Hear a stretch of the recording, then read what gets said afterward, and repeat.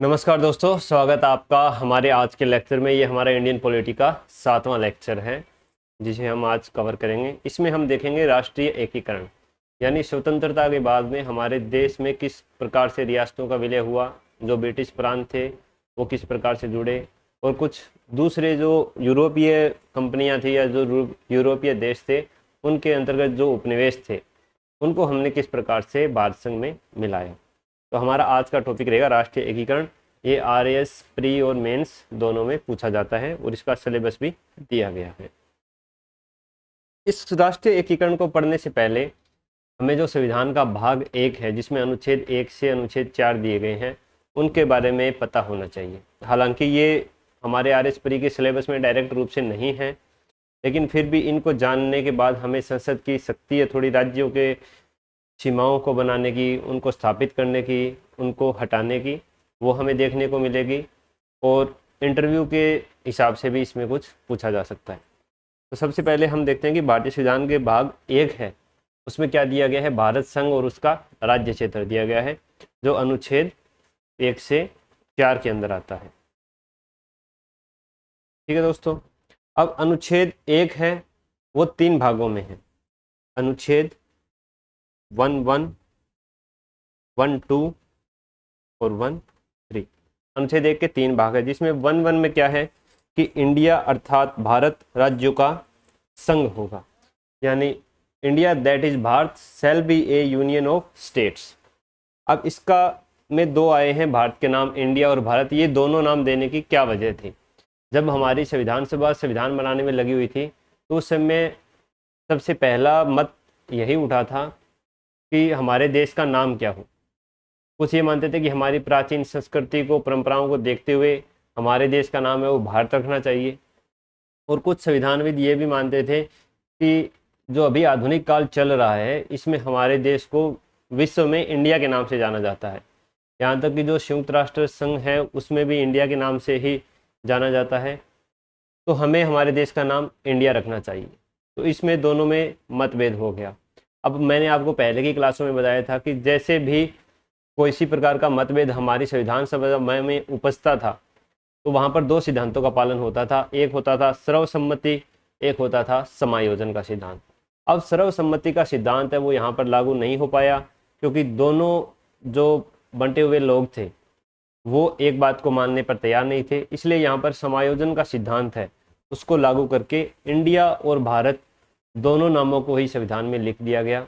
उसमें India that is Bharat लिखा गया। अब होने को तो इसमें भी थोड़ा बवाल हो सकता था कि भारत दैट इज इंडिया लिख दिया जाए, लेकिन इस पे कुछ ज़्यादा चर्चाएं नहीं हुई।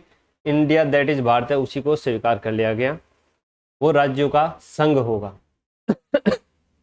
अब यहाँ पर संघ का मतलब जैसे अमेरिका है उसकी तरह नहीं है कि राज्य है वो खुद एक संघ बना रहे हैं। हमारा भारत इस प्रकार से राज्यों का संघ होगा कि भारत में जो मिले हुए राज्य हैं उनको केवल हमने प्रशासनिक सुविधा की दृष्टि से बांटा हुआ है, ना कि वो राज्यों का समझौता है। और इसमें किसी भी राज्य को संघ से अलग होने का अधिकार नहीं होगा। तो ये हमारे संविधान का जो अनुच्छेद 1 का पहला भाग है वो है। अब अनुच्छेद 1(2) इसके अंदर क्या दिया गया है कि राज्य और उनके क्षेत्र प्रथम अनुसूची में विनिर्दिष्ट अनुसार होंगे। अब हमारी पहली अनुसूची में क्या है? अनुसूची में मैं आपको पहले पढ़ा चुका हूँ कि अनुसूची 1 में जितने भी हमारे राज्य हैं और संघ राज्य क्षेत्र हैं उनके नाम दिए गए हैं और उनका क्षेत्र दिया गया है, क्षेत्रफल दिया गया है कि भारत के राज्य और उनके क्षेत्र हैं जो प्रथम अनुसूची में नाम दिए गए हैं, उनके राज्य क्षेत्र दिए गए हैं, उसी के अनुसार विनिर्दिष्ट होंगे। और तीसरा था कि भारत के राज्य क्षेत्र को 3 वर्गों में बांटा गया है। उस समय जब हमारी संविधान सभा का निर्माण हुआ था तो संविधान बनाने की शुरुआती चरण में जो भारत के राज्य क्षेत्र थे वो 3 वर्गों में बांटे गए थे। कौन से वर्ग थे? एक था दोस्तों राज्यों का क्षेत्र, एक था संघ राज्य क्षेत्र यानी यूनियन टेरिटरीज, और तीसरा था ऐसे अन्य राज्य क्षेत्र जो अर्जित किए जाएंगे, यानी जिन पर या तो अंग्रेजों ने अभी अपनी सहमति नहीं दी थी या वो किसी दूसरी यूरोपीय कंट्री के अंडर में आते थे। तो ऐसे थे जैसे पुदुचेरी, कराईकल, माहे, यनम हो गया। इनका जो विलय था ये 1954 से लेकर 62 के बीच में हुआ था। ये किसके अंडर आते थे? ये फ्रांसीसी के अंडर आते थे। और गोवा, दमन दीव, दादरा नगर हवेली थे, ये किसके अंडर आते थे? ये पुर्तगाल के अंडर में आते थे। और सिक्किम था, वो भी एक देशी रियासत थी जो ब्रिटिश भारत के अंडर में आती थी, इसका भी विलय किया जाना था। तो ये उस समय ऐसे अन्य राज्य क्षेत्र थे जिनको अर्जित किया जाना था, तो उनको इसमें डाला गया था। वर्तमान में इस सूची में कोई भी राज्य क्षेत्र है या कोई भी नाम नहीं है, क्योंकि वर्तमान में जो हमने विलय करना था जिन राज्य क्षेत्रों का, राज्यों का, उनको हमने विलय करके मिला लिया। तो वर्तमान में कितने हैं अनुसूची 1 के? 2 ही भाग हैं, जिसमें राज्य दिए गए हैं और दूसरे भाग में संघ राज्य क्षेत्र दिए गए हैं, केंद्र शासित प्रदेश दिए गए हैं, यूनियन टेरिटरीज दी गई। तो ये हो गया हमारे संविधान के अनुच्छेद 1, जिसके अंदर क्या क्या था कि इंडिया अर्थात भारत राज्यों का संघ होगा, राज्य और उनके क्षेत्र प्रथम अनुसूची में विनिर्दिष्ट अनुसार होंगे, और भारत के राज्य क्षेत्रों को 3 वर्गों में बांटा गया, लेकिन अभी वर्तमान में 2 ही वर्ग हैं। इसके बाद भारत का राज्य क्षेत्र कौन सा होगा, यानी भारत की संप्रभुता का विस्तार कहाँ कब तक होगा। वर्तमान में देखें तो हमारे देश में कितने राज्य हैं? 28 राज्य हैं और 8 संघ राज्य क्षेत्र हैं। अब भारत संघ के अंदर 28 राज्य आते हैं, और जो भारत है पूरा वो 28 राज्य और 8 संघ राज्य क्षेत्रों के साथ है। अब 28 राज्यों के नाम आपको याद होने चाहिए, और 8 जो संघ राज्य क्षेत्र हैं उनके नाम भी आपको याद होने चाहिए। ये यहाँ पर डिस्कशन करने की ज़रूरत नहीं है। अब ऐसे में भी हमारे जनरली क्या बोलते हैं कि जो संघ राज्य क्षेत्र है उनको हम केंद्र शासित प्रदेश बोलते हैं, लेकिन वहाँ पर उनको प्रशासन की सुविधा से 3 हमारे वर्तमान में ऐसे केंद्र शासित या यूटी हैं जहाँ पर विधानसभाओं का निर्माण किया गया है, यानी आंशिक रूप से उनका शासन है वो विधानसभा भी चलाती है, और आंशिक रूप से केंद्र सरकार के अंडर में वो प्रशासन चलता है। तो सबसे पहला हो गया पुदुचेरी। पुदुचेरी को विधानसभा कब जोड़ी गई? ये 14वें संविधान संशोधन 1962 में अनुच्छेद 239 कै जोड़ करके पुदुचेरी में विधानसभा का स्थापित किया गया। इसके बाद जो दिल्ली था, दिल्ली में विधानसभा का निर्माण कब किया गया? ये 69वां संविधान संशोधन 1991 के द्वारा। इसमें दिल्ली में 2 अनुच्छेद जोड़े गए थे, 239 कै और 239 कैक है। अब 239 कै के अंदर क्या था कि दिल्ली में एक विधानसभा का निर्माण होगा, और 239 कै में जो दिल्ली था उसका नाम बदल करके राष्ट्रीय राजधानी क्षेत्र, दिल्ली राष्ट्रीय राजधानी क्षेत्र है वो कर दिया गया। आपको बता दूं कि संविधान के अंदर जो यूनियन टेरिटरीज है उनसे संबंधित प्रावधान है वो 239 और 240 में किए गए हैं। जम्मू कश्मीर पुनर्गठन अधिनियम 2019 में पारित हुआ। इसके आधार पर जो जम्मू कश्मीर था उसको 2 यूटीज में, एक जम्मू कश्मीर और एक लद्दाख में विभाजित कर दिया गया, बांट दिया गया। इसके बाद जैसे ही समय बीतता गया, थोड़ा 2-3 साल में वहाँ पर शांति स्थापित हुई, तो जम्मू कश्मीर में विधानसभा को स्थापित करके वहाँ विधानसभाओं के चुनाव भी करवा दिए गए। तो इस प्रकार से अभी अपने 3 संघ राज्य क्षेत्र ऐसे हैं जहाँ पर विधानसभाएं हैं, और बाकी जो 5 है वहाँ पर केंद्र के जो प्रशासक नियुक्त होते हैं राष्ट्रपति के द्वारा, वो वहाँ का प्रशासन संभालते हैं, शासन चलाते हैं। तो पुदुचेरी, दिल्ली और जम्मू कश्मीर, ये 3 संघ राज्य क्षेत्र ऐसे हैं जहाँ पर विधानसभाएं हैं। इसके बाद है दादरा और नगर हवेली और दमन और दीव। ये दोनों पहले अलग अलग केंद्र शासित प्रदेश थे। दादरा और नगर हवेली अलग था, दमन एवं दीव अलग था, लेकिन 26 जनवरी 2020 को इन दोनों को मिला के एक ही केंद्र शासित प्रदेश बना दिया गया है, जिसका नाम हो गया है दादरा और नगर हवेली एवं दमन एवं दीव, ये इसका नाम है। तो ये भी आप याद रख सकते हो। इसके बाद एक जनरली हमें थोड़ा सा मिसकंसेप्शन होता है कि भारत का क्षेत्र और भारत संघ है वो एक ही है, लेकिन ये एक नहीं है, ये दोनों अलग अलग होते हैं। अब भारत संघ है, भारत संघ में दोस्तों केवल 28 राज्य आते हैं, क्योंकि संघ हम उसी को बोलते हैं जिसमें राज्य आपस में मिल करके भारत किसी संघ का निर्माण करते हैं। यानी जो 28 राज्यों का क्षेत्र है वही भारत संघ का क्षेत्र होगा। लेकिन भारत का क्षेत्र, संपूर्ण भारत का क्षेत्र क्या हो गया? 28 राज्य प्लस में 8 यूटीज का क्षेत्र, और इसके अलावा जहाँ तक समुद्र के अंदर भी अपनी भारतीय संप्रभुता का विस्तार है वो पूरा क्षेत्र है वो भारत का क्षेत्र कहलाता है। तो भारत संघ का क्षेत्र और भारत का क्षेत्र में अंतर आप समझ गए होंगे।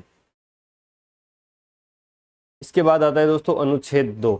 अनुच्छेद 2 में क्या लिखा है कि संसद विधि द्वारा ऐसे निर्बंधों यानी रेस्ट्रिक्शंस और शर्तों कंडीशन पर जिन्हें वह उचित समझे संघ में नए राज्यों का प्रवेश या उनकी स्थापना कर सकेगी। एक बार दोबारा पढ़ता हूँ कि संसद को ये अधिकार है कि वो विधि द्वारा ऐसी निर्बंधों और शर्तों पर, ऐसे रेस्ट्रिक्शन और कंडीशन पर जैसा उसको उचित लगे वो नए राज्यों को प्रवेश भी दे सकती है और नए राज्यों की स्थापना भी कर सकती है। अब यहाँ पर दो चीज़ें आती है कि नए राज्यों का प्रवेश, नए राज्यों का प्रवेश। नए राज्यों का प्रवेश कब होगा? मतलब कोई ऐसा राज्य है जो पहले से स्थापित है, ऐसे राज्यों को संसद है वो विधि बना करके भारत संघ में जोड़ सकती है। दूसरा है उनकी स्थापना। मतलब कोई राज्य ऐसा अभी है ही नहीं, वो स्थापित ही नहीं हुआ है, तो ऐसे राज्य की स्थापना है वो भी संसद है वो विधि बना करके कर सकती है। तो उनसे दो आप समझ गए होंगे कि संसद विधि द्वारा ऐसे निर्बंधनों एक इसको मैं थोड़ा सा सही कर देता हूँ,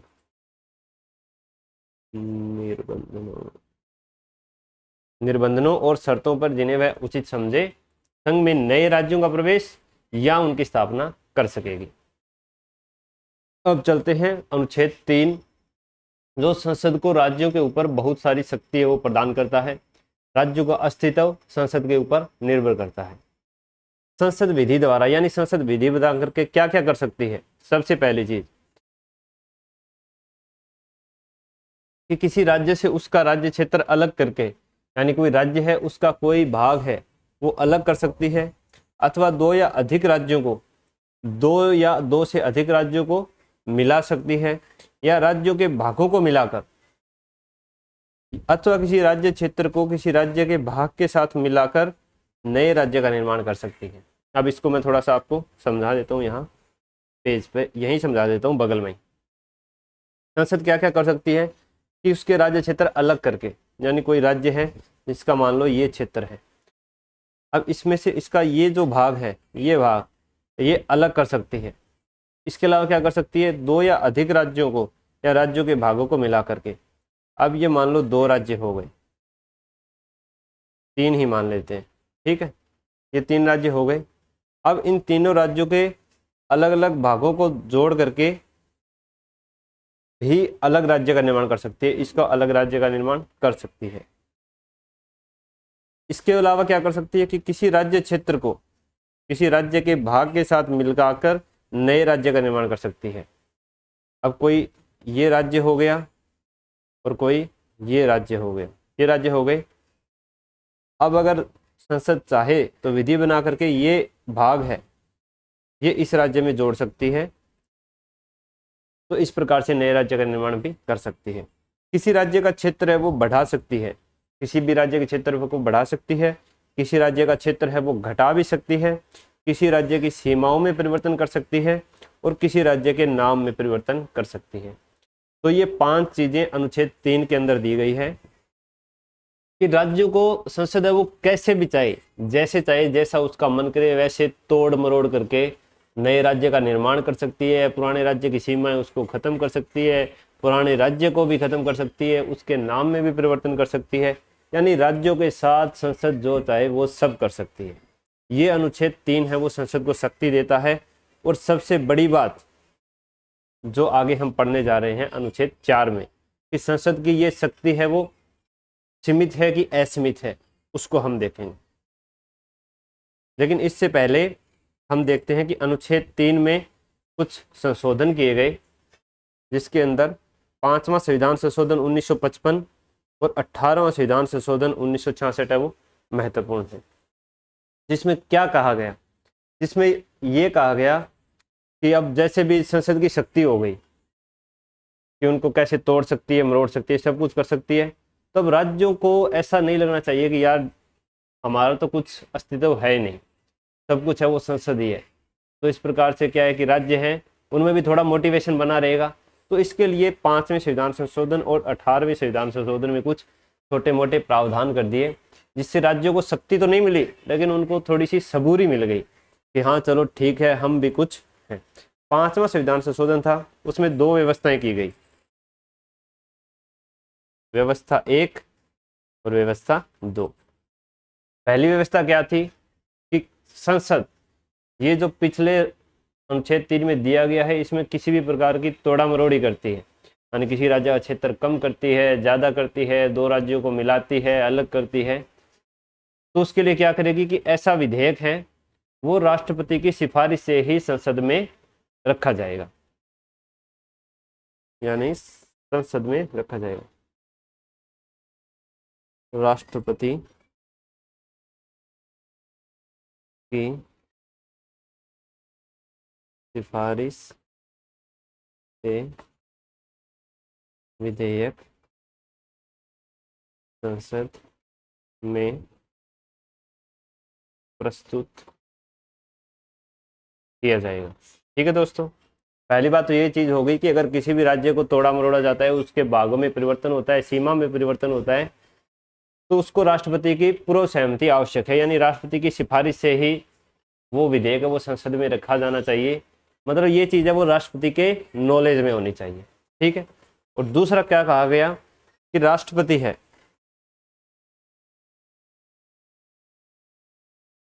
वो प्रभावित होने वाले राज्यों,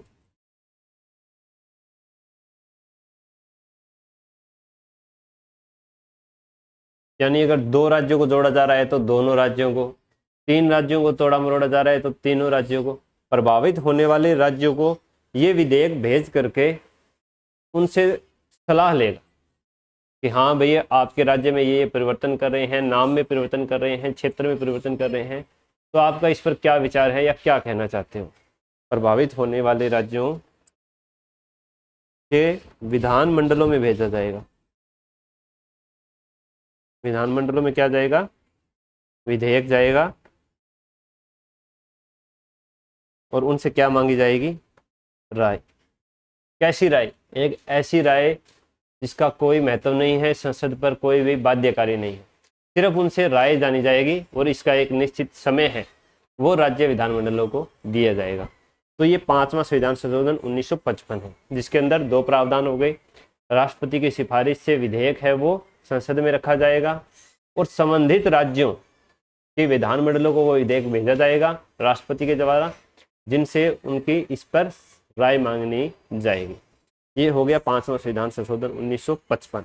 अब है 18वां संविधान संशोधन 1955। 18वें में क्या है, 18वां संविधान संशोधन 1966 है, वो क्यों करना पड़ा। अब 5वां 18वां 55 66 है, ऐसे याद कर सकते हो कि पंजाब था, ये द्विभाषी राज्य था पहले, तो पंजाब को अलग किया गया। किस किस में, पंजाब,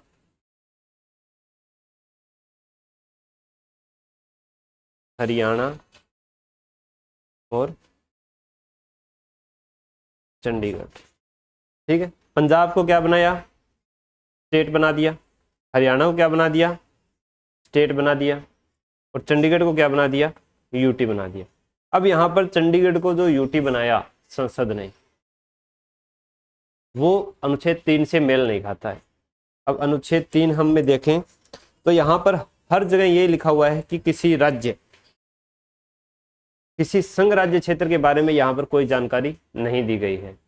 तो इसके लिए क्या करना पड़ेगा, इसके लिए संसद को संविधान में संशोधन करना पड़ेगा और अनुच्छेद 3 के अंदर ये लिखना पड़ेगा कि संसद है वो संघ राज्य क्षेत्र का निर्माण भी कर सकती है या संघ राज्य क्षेत्र को भी स्थापित कर सकती है।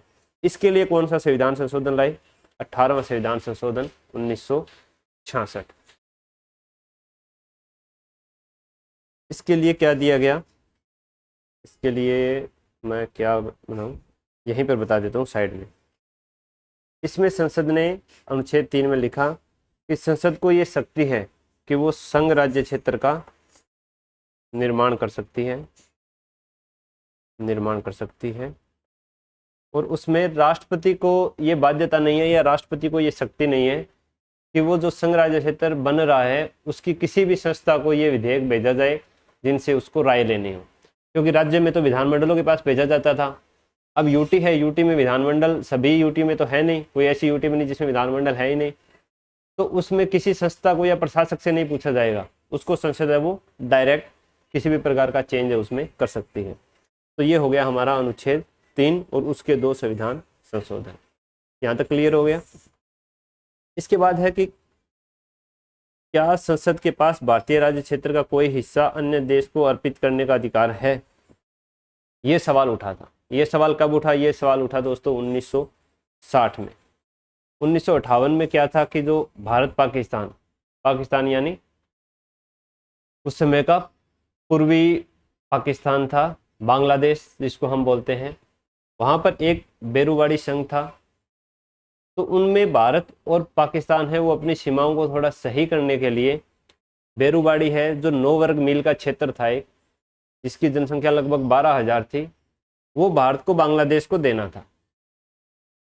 अब जैसे ही ये मामला लोगों तक पहुंचा तो एक जन आक्रोश फैल गया कि भारत को अभी हमने विलय करके बनाया है और 10 साल भी नहीं हुए हैं और आप अपने क्षेत्र है वो बांग्लादेश के सौंप रहे हो। तो ये मुद्दा उठ गया। अब मुद्दा धीरे धीरे जन आंदोलन से होता हुआ संवैधानिक स्थिति तक पहुंच गया कि ठीक है तुम दे तो रहे हो, लेकिन ये संविधान में लिखा है क्या कहीं कि तुम दे सकते हो ये अपना हिस्सा? तो इसके लिए अब राष्ट्रपति थे वो दुविधा में आ गए। अब राष्ट्रपति ने अनुच्छेद 143 का प्रयोग किया। अनुच्छेद 143 में लिखा गया है कि राष्ट्रपति किसी भी मामले पर या किसी संवैधानिक मामले पर उसको ऐसा लगे कि अब हमें सुप्रीम कोर्ट से राय लेनी चाहिए, सलाह लेनी चाहिए, तो वो अनुच्छेद 143, इसको तो मैं आई लव यू से याद रखता हूँ, यानी राष्ट्रपति वो सुप्रीम कोर्ट से प्रेम करता है कि भाई मुझे बताओ, अब मुझे रास्ता दिखाओ कि इस पर मुझे किस प्रकार से कार्य करना चाहिए। हालांकि सुप्रीम कोर्ट की ये जो राय होती है राष्ट्रपति मानने के लिए बाध्यकारी नहीं होता है, लेकिन उसको एक रास्ता दिख जाता है। तो इसी का उपयोग किया राष्ट्रपति जी ने। उच्चतम न्यायालय से पूछा कि क्या भारत है वो अपना कोई क्षेत्र है वो किसी दूसरे देश को दे सकता है, उसे ये अधिकार है? तो इसके अंदर राष्ट्रपति ने सुप्रीम कोर्ट से 2 सवाल पूछे कि ऐसा करने के लिए कोई संवैधानिक या वैधानिक कार्य करनी पड़ेगी या केवल कार्यपालिका की शक्ति है वो पर्याप्त है, यानी केवल जो सरकार है वो आपस में संधि करके दोनों देश ही उसको दे दे, या किसी प्रकार का संविधान में संशोधन भी करना पड़ेगा। और दूसरी ये बात पूछी कि अगर मान लो उस पर किसी भी प्रकार की संवैधानिक कार्यवाही होती है तो वो अनुच्छेद 368 के अंदर संविधान संशोधन होगी या वो साधारण संशोधन होगा, या जो साधारण बहुमत है उससे हम पारित कर सकते हैं। इस पर राष्ट्रपति उसने सुप्रीम कोर्ट से राय मांगी थी। अब सुप्रीम कोर्ट है उसका जवाब आया। क्या जवाब आया? कि जो अनुच्छेद 3 है वो राज्यों का आंतरिक पुनर्नियोजन है वो दर्शाता है, यानी राज्यों के अंदर जो अंदरूनी है, भारत के अंदर जो अंदरूनी फेरबदल कर सकते हो उसको, कुछ भी आपको सीमाओं को घटाना बढ़ाना, नाम चेंज करना, अनुच्छेद 3 में केवल वो चीज़ दी गई है। अनुच्छेद 3 में जो भारत का दूसरे देशों के साथ किसी भी प्रकार का लेन देन होगा, क्षेत्रों का आपस में बंटवारा होगा, वो अनुच्छेद 3 के अंदर नहीं लिखा गया है। तो इसके अंदर आप एक काम कर दो कि अनुच्छेद 368 के अनुसार संविधान संशोधन करो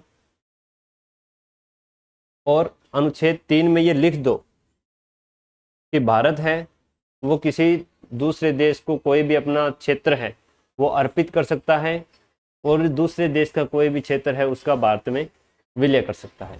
हालांकि एक संप्रभु राष्ट्र के पास ये शक्ति होती है, अंतर्राष्ट्रीय विधि में इसको मान्यता मिली हुई है। ठीक है, किसी संप्रभु राष्ट्र के पास ये दोनों प्रकार की शक्तियां होती है। इसी के आधार पर 100वां संविधान संशोधन अधिनियम 2015 में हमने बांग्लादेश के साथ कुछ और क्षेत्रों की अदला बदली की थी, जिसमें भारत के पास लगभग 51 क्षेत्र आए थे और बांग्लादेश को 111 क्षेत्र गए थे। 7,000 वर्ग किलोमीटर का हमारे पास आया था और 17,000 वर्ग किलोमीटर का बांग्लादेश को दिया था। ये हमारी सीमाओं को एक सही तरीके से व्यवस्थित करने के लिए ऐसी अदला बदली है वो की जाती है। तो ये हो गया कि संसद के पास किसी भी भारत के क्षेत्र को दूसरे देश को अर्पित करने की शक्ति है या नहीं। तो ये आपको क्लियर हो गया होगा।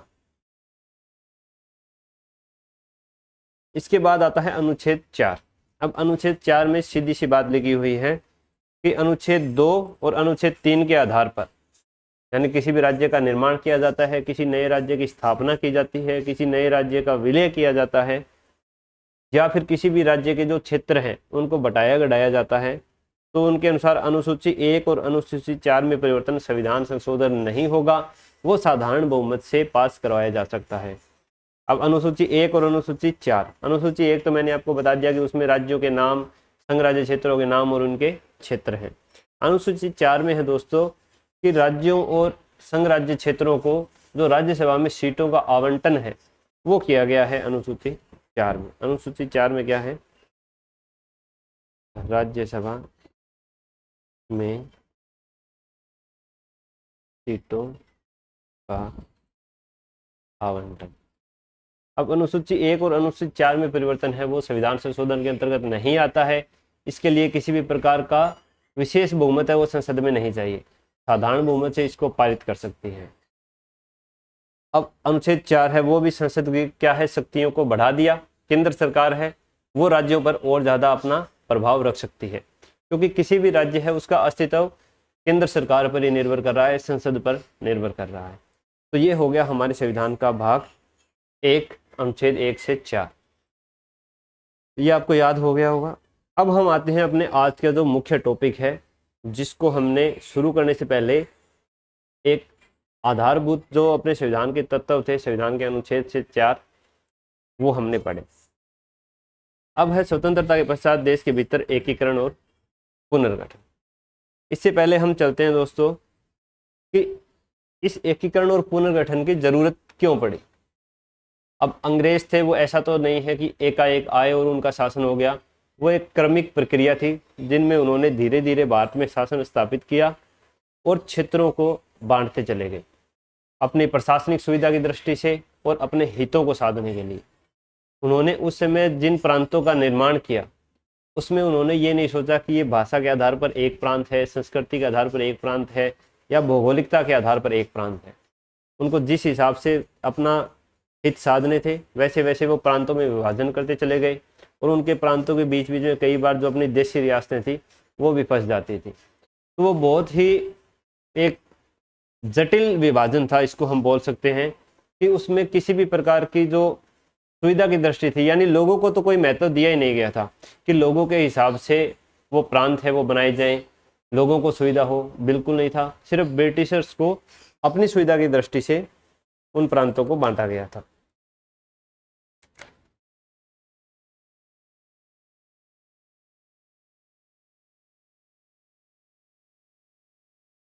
इसके बाद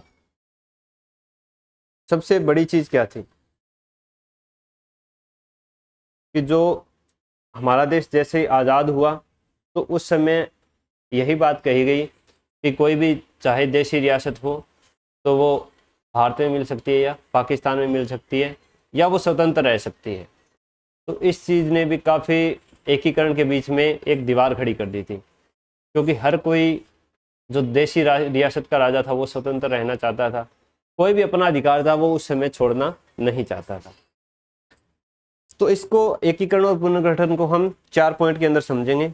सबसे पहले हम देखेंगे रियासतों का एकीकरण, उसके बाद यूरोपीय जो ब्रिटिश के अलावा थे फ्रांसीसी और पुर्तगाली, उनके उपनिवेशों का भारत में विलय, कुछ अन्य क्षेत्रों का भारत में विलय, और जब विलय हो गया उसके बाद जो सबसे मुख्य समस्या आई कि तार्किक आधारों पर राज्यों का पुनर्गठन। इसकी समस्या थी वो बहुत ही भयंकर थी स्वतंत्रता के जस्ट बाद में। तो इसका किस प्रकार से समाधान संविधान सभा या अंतरिम संसद ने उस समय निकाला। अब देखते हैं हम रियासतों का एकीकरण। तो लगभग भारत का जो 40% हिस्सा था वो ऐसी रियासतें थी जो स्वतंत्र थी, देशी रियासतें थी जो स्वतंत्र थी। ये इनका एक मैप है, ये मैं आपको दिखा देता हूँ। इसमें जो आपको येलो दिख रहा है ये ब्रिटिश इंडिया के प्रांत हैं।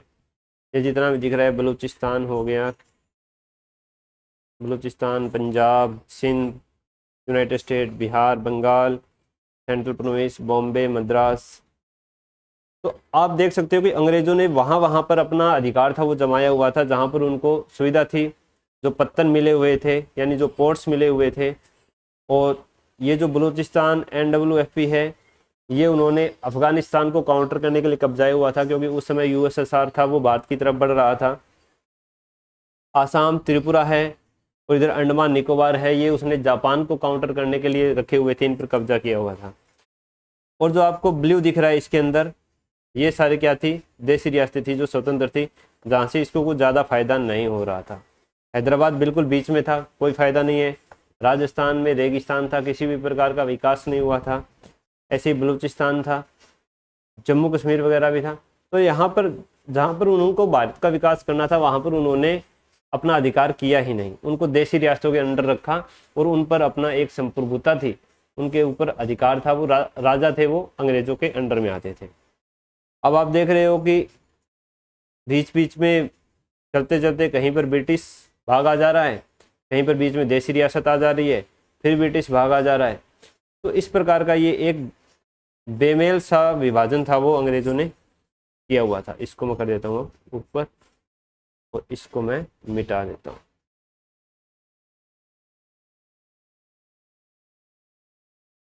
तो लगभग 40% हिस्सा था वो देसी रियासतों का था। अब देसी रियासतों का क्या था कि वो अपने राज्य के अंदर अपना शासन चलाते थे, ब्रिटिशर्स थे उनको कुछ टैक्स देते थे, और अगर उनका किसी दूसरे राजा के साथ लड़ाई होती है या आंतरिक विद्रोह होता है किसी भी प्रकार का लोकतंत्र के लिए, तो उनको ब्रिटिश शासन की सुरक्षा छतरी थी, वो मिली हुई थी, एक अम्ब्रेला था जिसमें ब्रिटिशर्स हैं वो जाके राजा की सहायता करते थे और उस विद्रोह को दबा देते थे। इसके बाद है स्वतंत्र रहने की महत्वाकांक्षा। अब जैसे ही भारत देश की आज़ादी की बात चलने लगी, तो ये मन के आया कि भारत पाकिस्तान दो देशों में बंटेंगे, जिसका मन करे जिसके साथ जाओ या स्वतंत्र रहो। अब किसी राजा को ये बोला जाए कि आप स्वतंत्र रह सकते हो, तो वो अपनी सत्ता है वो क्यों छोड़ेगा। इतने सालों से उसने शासन किया है, उसको जनता से टैक्स भी मिल रहा है, उसको कुछ सोचना ही नहीं है। और अगर वो भारत संघ में विलय हो जाता है या पाकिस्तान में विलय हो जाता है, तो उसकी सत्ता खत्म हो गई। अब यहाँ तक कि राजा को भी ये सोचना पड़ेगा कि उसकी इनकम कहाँ से होगी, क्योंकि टैक्स तो सरकार को जाएगा, उसको मिलेगा नहीं। तो इन सब चीज़ों की महत्वाकांक्षाओं को राजा थे वो पाल रखा था। कोई भी अपना जो सत्ता है वो छोड़ना नहीं चाहते थे, लोगों को लोकतंत्र है वो नहीं देना चाहते थे। इसी को सहारा किसने दिया? 20 फरवरी 1947 को जो ब्रिटिश प्रधानमंत्री थे क्लीमेंट एटली, उन्होंने घोषणा की कि जिस प्रकार से ब्रिटिश ने देशी रियासतों के ऊपर अपनी सत्ता चला रही है, तो वो अपनी सत्ता को भारत या पाकिस्तान को नहीं सौंपेंगे। देशी रियासतों के संबंध में देशी रियासतें हैं वो स्वतंत्र है अपने निर्णय लेने के लिए। तो इसी घोषणा के बाद त्रावणकोर, भोपाल और हैदराबाद, इन 3 रियासतों ने स्वतंत्र रहने का निर्णय ले लिया था। बाद में जिन्ना साहब भी आए थे, जिन्होंने जून 1947 में भी इसी बात को सहारा दिया कि देशी रियासतें चाहे तो स्वतंत्र रह सकती हैं। अब इसका तोड़ कैसे निकाला? इसका तोड़ निकाला जनता के दबाव के कारण। अब जनता थी, जनता को पता था कि भारत और पाकिस्तान 2 नए राष्ट्र बनने जा रहे हैं, जिनमें भारत है वो एक आधुनिक राष्ट्र की ओर अग्रसर हो रहा है। लोगों को लोकतंत्र मिलेगा, उनको थोड़ी आज़ादी मिलेगी, स्वतंत्रता मिलेगी और न्याय मिलेगा। तो इस चीज़ के लिए जनता के दबाव के चलते अब भारत सरकार को इसको सोचने के लिए विवश होना पड़ा। हाँ मिट्टू, आवाज़ कम करो बेटा मोबाइल की, मम्मा ने कह दिया आप कम कर दो। अब जून 1947 में एक रियासती मंत्रालय था बनाया गया था। इसका अतिरिक्त प्रभार लिया हमारे लौह पुरुष ने, यानी सरदार वल्लभ भाई पटेल ने। सरदार वल्लभ भाई पटेल। और इस रियासती मंत्रालय के सचिव थे VP मेनन। दोनों ही तगड़े आदमी, खूंखार आदमी। अब पटेल साहब ने क्या किया कि इन जो देशी रियासतें हैं इनको भारत में कैसे मिलाया जाए, इसके लिए एक दोहरी नीति अपनाई, यानी 2 प्रकार के विचार थे वो देशी रियासतों को बताए। एक उनको बताया कि आप अपना राज्य है वो चलाते रहिए, देशी रियासत है उसको स्वतंत्र रखिए, भारत संघ में विलय के लिए आपको आपकी 3 चीजें हैं वो हमें देनी होगी। 3 विषय। कौन कौन से विषय? एक तो हो गया प्रतिरक्षा यानी डिफेंस, एक हो गया संचार कम्युनिकेशन, और एक हो गई विदेश नीति यानी फॉरेन पॉलिसी। ये 3 चीज़ें आप हमें दो, भारत संघ के साथ विलय कर लो, बाकी हम आपकी जो प्रशासनिक व्यवस्था है उसको नहीं छेड़ेंगे। और ये 3 चीज़ें तो राजाओं ने पहले से ही किनको दे रखी थी, ब्रिटिशर्स को दे रखी थी। तो अब उनको इतना ज़्यादा अटपटा भी नहीं लगना चाहिए कि यार हमसे कुछ छीना जा रहा है, क्योंकि वो तो पहले से ही राजाओं के पास नहीं थी, अब ब्रिटिशर्स छोड़ के जा रहे हैं। तो वही 3 चीज़ आप हमारे भारत देश के साथ समझौता करके भारत संघ को दे दो। लेकिन अगर आप ऐसा नहीं करते हो, कब तक नहीं करते हो, 15 अगस्त 1947, अगर देशी रियासतें 15 अगस्त 1947 तक भारत के साथ विलय नहीं करती है तो जनता का एक ऐसा आंदोलन होगा जिसको आप संभाल नहीं पाओगे, और इसके बाद उस राज्य के लिए भारत की नीतियां हैं वो बहुत ज़्यादा कठोरतापूर्ण होगी। यानी जनता का आंदोलन है वो बढ़ता जाएगा, और फिर भारत है वो हो सकता है आपको जो ऊपर 3 विषय दिए गए हैं इनके अलावा सारे विषय है आपसे ले ले और इनको भी ले ले, इनके साथ साथ आपकी सारी शक्तियां हैं वो भारत संघ है वो ले लेगा। तो ये दोहरी नीति थी, ये राजाओं को बताई देशी रियासतों को। तो बहुत से राजा डर गए कि भाई थोड़ा जो कुछ बहुत मिल रहा है वो ले लो और भारत संघ में विलय कर लो। तो बहुत से देशी रियासतें थी जिन्होंने विलय पत्र पर हस्ताक्षर कर दिए थे। 3 रियासतें फिर भी बच गई भाई, कश्मीर, जूनागढ़ और हैदराबाद। ये बोले कि भाई चाहे कुछ भी कर लो हम तो रहेंगे स्वतंत्र।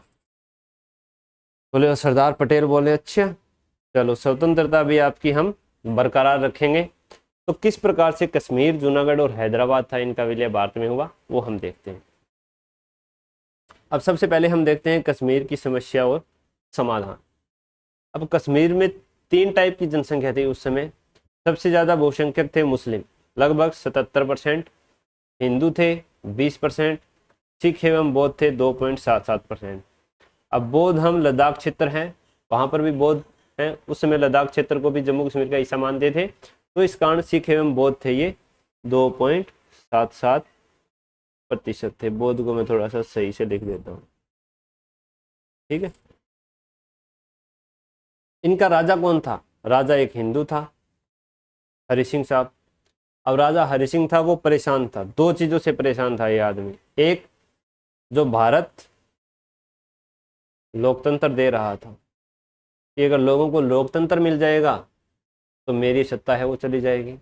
दूसरा था पाकिस्तान के सांप्रदायिकरण, कि अगर पाकिस्तान में मिल गया तो मेरी कुर्सी तो एकदम जाना तय है, मुझे कुछ अधिकार नहीं मिलेंगे, क्योंकि मुस्लिम बहुसंख्यक जनसंख्या है और पाकिस्तान है वो अपना राजकीय धर्म है वो भी मुस्लिम बनाने जा रहा है, तो अब मेरी सत्ता जाने वाली है। तो इसने क्या बोला कि हम रहेंगे भाई स्वतंत्र। इसने स्वतंत्र रहने का निर्णय लिया, ना भारत के साथ मिला ना पाकिस्तान के साथ मिला। होता क्या है, 22 अक्टूबर 1947, 22 अक्टूबर 1947 को पाकिस्तान सेना द्वारा समर्थित अकबर खान के नेतृत्व में कबायली छापेमारों ने जम्मू कश्मीर पे हमला कर दिया और श्रीनगर की ओर बढ़ने लग गए। उस समय वहाँ पर जो लोकतांत्रिक नीति थी उसमें नेशनल कॉन्फ्रेंस एक दल था जो शेख अब्दुल्ला जिसका नेतृत्व कर रहे थे, ये आपको चीज़ याद रखनी है। अब जैसे ही कबायलियों ने हमला किया तो राजा हरि सिंह है वो परेशान हो गए। अब वो भारत के पास दौड़े सहायता के लिए कि पाकिस्तान ने हमारे ऊपर हमला कर दिया है, आप हमारी सहायता कीजिए। अब उस समय भारत के गवर्नर कौन थे, लॉर्ड माउंटबेटन। इन्होंने बताया कि भारत है वो अंतर्राष्ट्रीय विधि व्यवस्था उसके अनुसार कश्मीर की तब तक सहायता नहीं कर सकता जब तक कश्मीर का औपचारिक रूप से विलय है वो भारत में नहीं हो जाता। लॉर्ड माउंटबेटन ने ये एक रास्ता था वो सुझा दिया।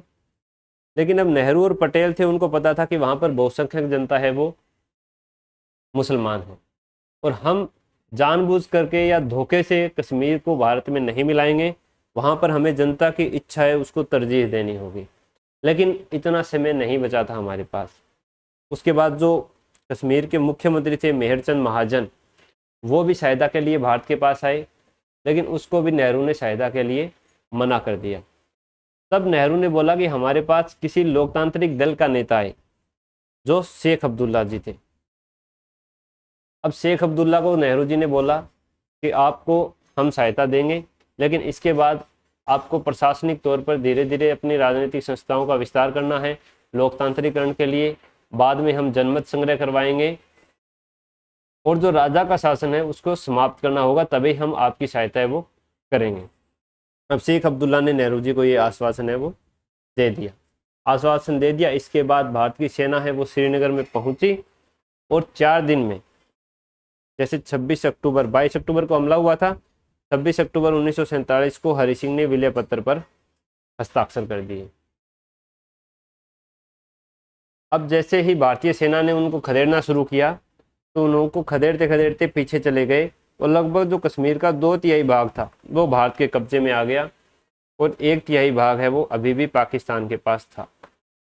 लेकिन नेहरू ने या भारत सरकार ने सोचा कि अब ये युद्ध कहीं कश्मीर की समस्या ना बन करके कहीं भारत पाकिस्तान का युद्ध ना बन जाए, इसके लिए वो चले गए 30 दिसंबर 1947 को यूएनओ में और वहाँ पर जाकर सारा मैटर बताया। अगले ही दिन 31 दिसंबर को यूएनओ ने युद्ध बंदी की घोषणा कर दी, सीज फायर की घोषणा कर दी कि दोनों देश है वो युद्ध है वो बंद कर दो और जहां हो वहीं रहो। इसके 4 साल बाद यूएनओ का निर्णय आया। यूएनओ का निर्णय था उसमें 2 चीजें बताई गई कि जम्मू कश्मीर है उसमें जनमत संग्रह करवाया जाएगा। किसके अंडर में? श्रीनगर के प्रशासन के अंडर में। श्रीनगर के प्रशासन के अंतर्गत जनमत संग्रह करवाया जाएगा। लेकिन पहली शर्त क्या थी कि पाकिस्तान है वो अपनी सेना को जम्मू कश्मीर से पीछे हटा ले। पाकिस्तान कश्मीर से अपनी सेना हटा ले। अब पहली शर्त यही थी कि जब पाकिस्तान कश्मीर से अपनी सेना हटा लेगा तो उसके बाद कश्मीर के प्रशासन के अंडर में जनमत संग्रह करवाया जाएगा और जहां पर जनमत संग्रह जिसके फेवर में होगा कश्मीर को उसी के साथ मिला दिया जाएगा। अब ना पाकिस्तान ने कभी अपनी सेनाओं को कश्मीर से, जिसको हम पीओके बोलते हैं, पाकिस्तान अधिकृत कश्मीर, वहां से अपनी सेनाओं को हटाया और ना फिर भारत ने उसके लिए जनमत संग्रह करवाया। लेकिन फिर शेख अब्दुल्ला ने जैसा वातावरण बनाया था, जैसा वचन दिया था कि हम वहाँ पर लोकतंत्र की स्थापना करेंगे, तो 1951 में जम्मू कश्मीर की संविधान सभा बनी और उसकी पहली बैठक बनना शुरू हो गई। फरवरी 1954 में संविधान सभा ने, जम्मू कश्मीर की संविधान सभा है, उसने भारत संघ के साथ विलय की पुष्टि कर दी। इसके बाद 1957 में संविधान सभा बनकर संविधान सभा ने संविधान बना लिया श्रीनगर का, जम्मू कश्मीर का, अपने को भंग कर लिया। मुख्यमंत्री और राष्ट्रपति, मुख्यमंत्री और राज प्रमुख था वो चुन लिया। तो इस प्रकार से जो जम्मू कश्मीर था उसका विलय हो गया भारत में। इसके बाद जो दूसरी रियासत थी वो थी जूनागढ़। जूनागढ़ में क्या था? जूनागढ़ में उल्टा था। जूनागढ़ का जो शासक था वो मुस्लिम था, जबकि जनता थी वो हिंदू बहुसंख्यक। अब एक तो जूनागढ़ आप इस मैप में देखिए, ये है दोस्तों जूनागढ़, ये जूनागढ़ आ गया, ये है इधर पाकिस्तान। पाकिस्तान तो एक तो हम इसकी भौगोलिक स्थिति देख रहे हैं कि ये पाकिस्तान से कितना दूर है, ठीक है। तो इस प्रकार से भी ये पाकिस्तान के साथ नहीं मिल सकता। दूसरा, यहाँ की जनता है वो हिंदू बहुसंख्यक है जो भारत के साथ मिलना चाहती है। तो भारत ने बोला कि हम जनमत संग्रह करवा देंगे, लेकिन शासक नहीं माना। बाद में लोगों ने क्या किया, इसके शासन को उखाड़ फेंका और एक स्वतंत्र अस्थायी हुकूमत की स्थापना कर दी। कैसे? ये रही। अब इसको मैं कर देता हूँ छोटा।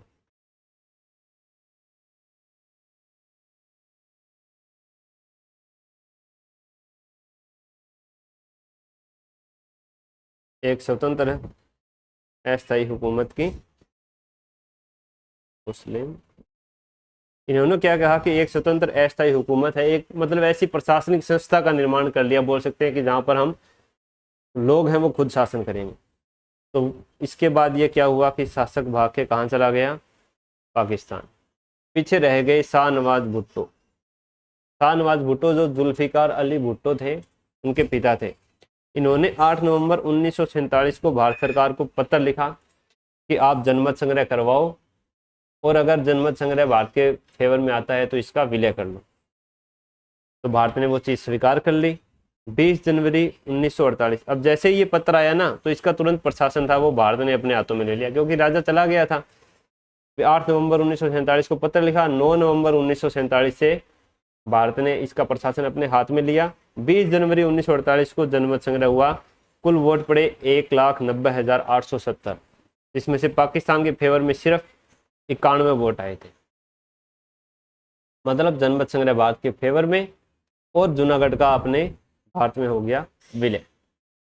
इसके बाद सबसे ज़्यादा जहाँ मारकाट हुई, जहाँ पर लोगों के ऊपर क्रूरता बरती गई, महिलाओं के ऊपर अत्याचार हुआ, बहुत ज़्यादा हिंदुओं पर अत्याचार हुआ, वो समस्या थी दोस्तों हैदराबाद की समस्या। अब उस समय हैदराबाद था वो एक राज्य था जो कहाँ कहाँ फैला हुआ था। आप देख सकते हो कि ये कुछ महाराष्ट्र का हिस्सा इसमें आ रखा है,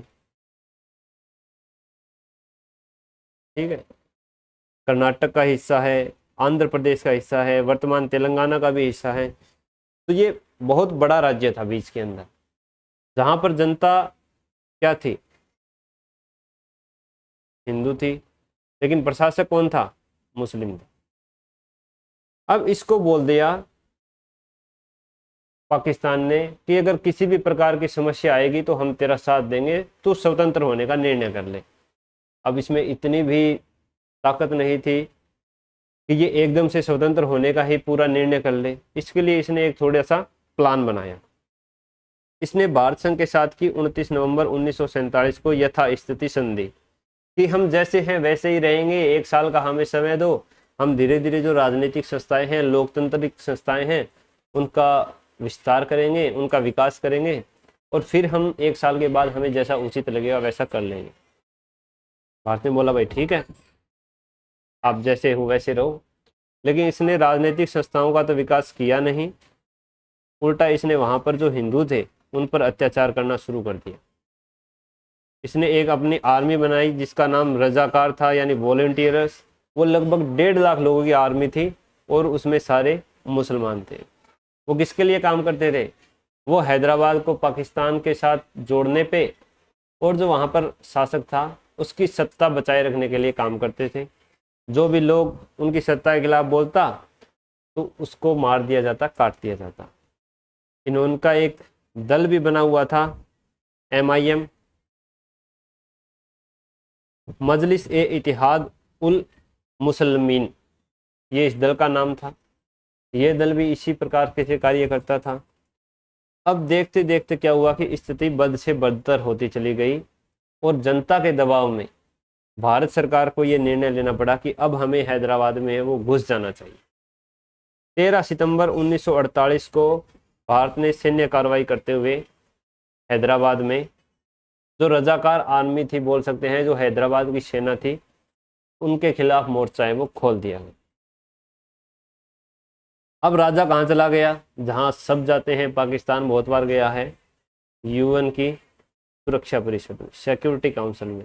बोला भाई भारत ने हम पर आक्रमण कर दिया है, विधि के हिसाब से देखें तो हम स्वतंत्र हैं। तो सुप्रीम जो सुरक्षा परिषद थी उसने भारत को बोला भाई तुम क्या कर रहे हो, बंद करो ये अपना। तब भारत ने बताया कि ये चीज़ है, ये एक्शन ऑफ वॉर नहीं है, यानी हम कोई युद्ध नहीं कर रहे हैं, ये एक पुलिस एक्शन है, यानी पुलिस कार्रवाई है जो इस रियासत में शांति की स्थापना के लिए और इस रियासत में स्थिरता लाने के लिए हम कर रहे हैं।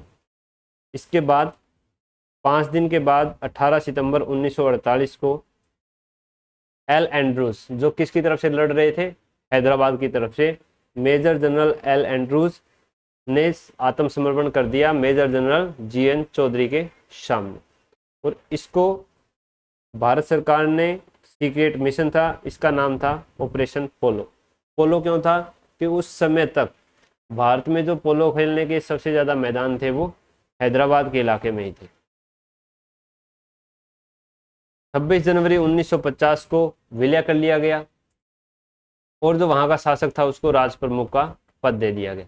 बाद में 1 नवंबर 1956 को जैसे ही राज्य पुनर्गठन अधिनियम लागू हुआ, ये राज प्रमुख का पद भी समाप्त कर दिया गया, बाजो कुछ नहीं है।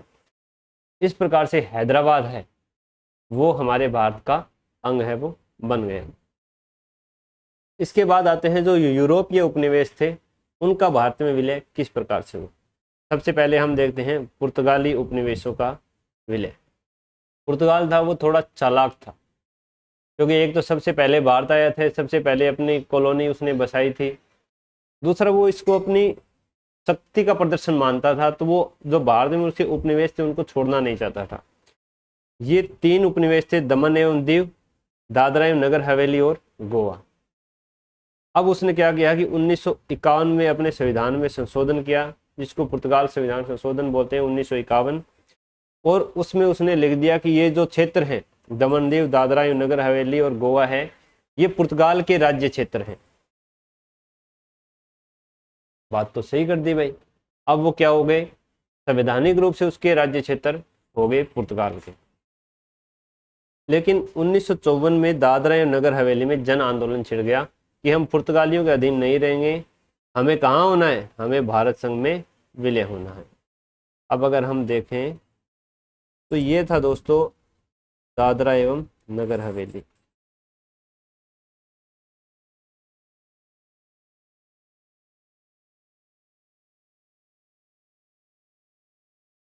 ठीक है, ये दिख रहा है आपको दादरा एवं नगर हवेली। ये है दादरा एवं नगर हवेली, ये है दमन। विद्रोह कहाँ छिड़ा, यहाँ पर दादरा एवं नगर हवेली में छिड़ा 1954 में। अब पुर्तगाल ने क्या किया कि दमन से अपनी सेनाएं दादरा की ओर भेजनी शुरू की, लेकिन उसको भारतीय सेना ने रोक दिया। बोला हाँ भाई कहाँ, बोला उधर विद्रोह रखा है, दबाने जा रहे हैं। बोला कहाँ से दबाने जा रहे हो, बोला समुद्र से। बोले समुद्र तो भारत का है, ये भारत के राज्य क्षेत्र में आता है, इसलिए हम आपको उधर नहीं जाने देंगे। बोले अच्छा, बोले हाँ। पुर्तगाल पहुंच गया दोस्तों अंतर्राष्ट्रीय न्यायालय में कि हम ऐसे ऐसे जन विद्रोह को दबाने जा रहे थे और भारत ने हमें कर दिया मना। अंतर्राष्ट्रीय बोला तो भाई इसमें गलत बात क्या है, वो उसका संप्रभु क्षेत्र है और उसका अधिकार है कि वो आपको मना कर सकता है। अब पुर्तगाल की मांग 1960 में हो गई खारिज। ये जन विद्रोह यहाँ से चलता रहा, पुर्तगाल शासन को उखाड़ पहुंचा फेंका, और जो दादरा और नगर हवेली थे इनको 1961 में भारत ने अपने संघ राज्य क्षेत्र का दर्जा दे दिया। अब पुर्तगाल के पास रह गए दमन एवं दीव और गोवा, 2 क्षेत्र। अब गोवा में क्या हुआ कि 15 अगस्त 1955 को लगभग 5000 अहिंसक प्रदर्शनकारी थे जिन्होंने गोवा की तरफ प्रस्थान किया पुर्तगाली शासन को उखाड़ फेंकने के लिए। मतलब उखाड़ फेंकना यानी ये हिंसक नहीं था, बस ये आंदोलन कर रहे थे और गोवा की तरफ मार्च कर रहे थे। लेकिन पुर्तगाल ने अपनी सेना का उपयोग करते हुए इन पर गोलाबारी की, जिसमें लगभग 22 लोगों की मृत्यु हो गई। अब दिसंबर 1960 में संयुक्त राष्ट्र महासभा है, उसका ये निर्णय आ गया कि जो पुर्तगाल ने अपना संविधान संशोधन करके भारत संघ के आसपास यानी दादरा नगर हवेली, दमन दीव, गोवा है, उनको अपना राज्य क्षेत्र घोषित किया है, वो पूर्ण रूप से क्या है, असंवैधानिक है, अंतर्राष्ट्रीय विधि के खिलाफ है, वो ऐसा नहीं कर सकता है। उनको वो अप्रशासनिक क्षेत्र है वो वे घोषित कर सकता है। बोला ठीक है, उनने अप्रशासनिक क्षेत्र है वो घोषित कर दिया गया। 1 मिनट में थोड़ा सा पुश कर देता हूँ। इसके बाद नेहरू ने सोचा कि हम पुर्तगाल के साथ बातचीत करके इसका हल निकालते हैं। अमेरिका भी चाहता था कि हम बातचीत से ही हल निकालें, लेकिन जो जनता का दबाव था ना वो इतना था कि अब हमें यहाँ पर कब्जा कर लेना चाहिए। इसी के तुरंत बाद 1961 में अंगोला में पुर्तगालियों ने क्रांतिकारियों का दमन प्रारंभ कर दिया गया। अंगोला क्या है, जो दक्षिण अफ्रीका अफ्रीका कॉन्टिनेंट है उसका एक देश है। यहाँ पर क्रांतिकारियों का दमन करने की जो घटना थी वो भारतीयों को पता चली। उस समय अफ्रीका में भारतीय भी रहते थे, अभी भी रहते हैं, मतलब उस समय फिर भी लोगों के प्रति सहानुभूति थी। अफ्रीका वालों ने बोला नेहरू जी को कि नेहरू जी, अगर आप अपने यहाँ से पुर्तगालियों को भगाएंगे तो थोड़ा हमारे लोगों में भी मोटिवेशन आएगा, इनकी भी इच्छा शक्ति खत्म होगी, तो आप सैनिक कार्रवाई है वो करिए। इसके बाद 18 दिसंबर 1961 को भारतीय सेना है वो पुर्तगाली क्षेत्र में प्रविष्ट हो गई, यानी गोवा में प्रविष्ट हो गई। अब जैसे ही पुर्तगाली क्षेत्र में गई, पुर्तगाल कहाँ भागा? सुरक्षा परिषद के बाद। सुरक्षा परिषद में जाते ही सुरक्षा परिषद ने निर्णय दिया कि भारत को अपनी सेनाएं हैं वो वापस बुला लेनी चाहिए, उनको पुर्तगाल क्षेत्र में जाने का कोई अधिकार नहीं है। लेकिन उसी समय आता है भारत का एक मजबूत दोस्त जो आज तक भारत के साथ खड़ा है, जो कई बार अपनी दोस्ती की मिसाल है वो दुनिया को दिखा चुका है कि भारत और रशिया की दोस्ती है वो अभी तक देखा जाए तो अटूट रही है। वहाँ पर यूएसएसआर था उस समय, उसने कर दिया इसको वीटो कि नहीं, भारत की सेना है वो वापस नहीं जाएगी, हम इसके पक्ष में नहीं हैं। तो 19 दिसंबर यानी अगले ही दिन पुर्तगाल को आत्मसमर्पण करना पड़ गया और पुर्तगालियों को गोवा छोड़कर जाना पड़ा। पुर्तगालियों का शासन सबसे लंबा था भारत के इतिहास में। 1510 में उन्होंने अपनी सबसे पहले आए थे और 1961 तक सबसे बाद में वो गए हैं। तो इस प्रकार से जो गोवा, दमन, दीव थे, इन सब का भी विलय भारत में कर लिया गया। इसके बाद बचे फ्रांसीसी। फ्रांसीसी बेचारे क्या थे? सीधे साधे थे।